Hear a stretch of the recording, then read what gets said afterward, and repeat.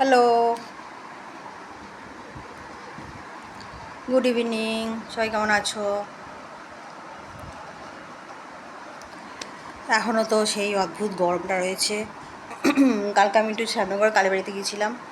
এমনি ভাবলাম বিকেলে সন্ধ্যাবেলাটা একটু ঘুরে আসি।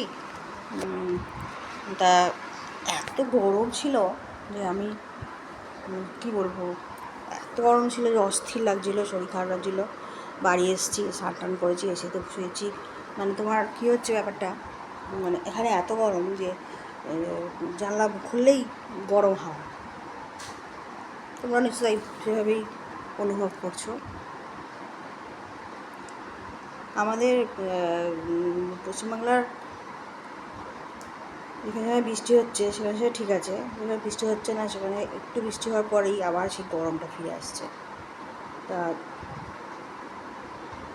জুন মাস পড়লো আজকে, সবাই আমরা অপেক্ষা করে আছি কবে বর্ষা নামবে। দেখা যাক, যদি আষাঢ় মাস তো এসে যাবে 15 তারিখের পর।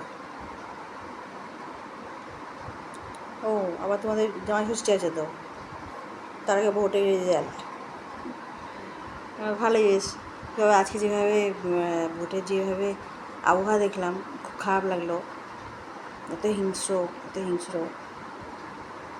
মানা যায় না। যাই হোক, সবাই ভালো থেকো, বাই।